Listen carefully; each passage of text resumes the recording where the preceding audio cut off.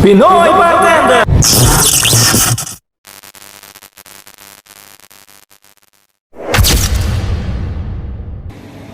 Good morning mga katagay.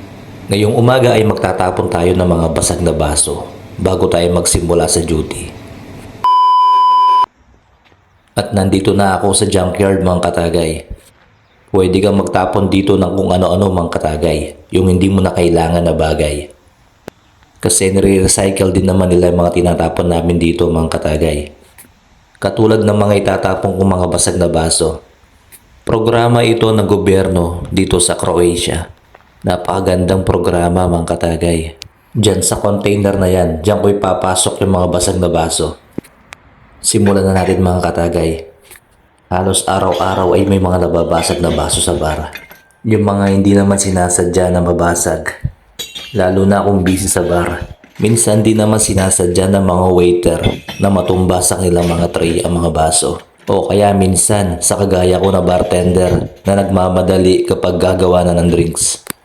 Hindi naman niya mawawala mga katagay. Kasama talaga yan sa trabaho.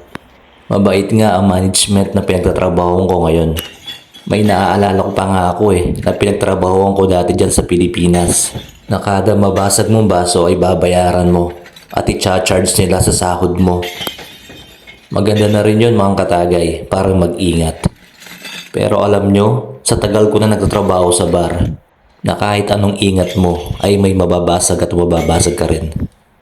Sa 18 years na pagtatrabaho ko siguro sa bar, ay hindi ko na rin mabilang ang mga nabasag ko na baso. Kaya sa mga baguhan dyan na nagtatrabaho sa bar, huwag kayo matakot na makabasag. Kasama talaga yan sa trabaho, katagay. Marami na rin akong experience na kahit pinupunasan mo lang ang baso, ay mababasag sa kamay mo. Lalong-lalo na yung mga wine glass, mga champagne glass, at yung mga martini glass. Yun yung mga delikadong baso kasi napakanipis.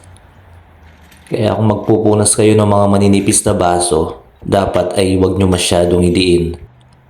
Isang beses nga na nagpupunas ako ng baso at nabasag sa kamay ko. Ayun, nasugatan ako. Ingat lang mga katagay sa pagpupunas ng baso.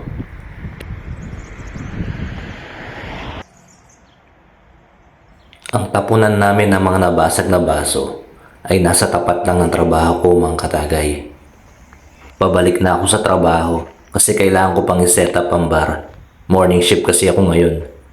Sa mga baguhan na magtatrabaho sa bar, sipag lang mga katagay at samahan na rin ang dasal.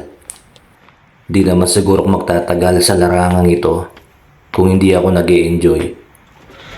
Hanggang sa muli mga katagay. Salamat sa panonood.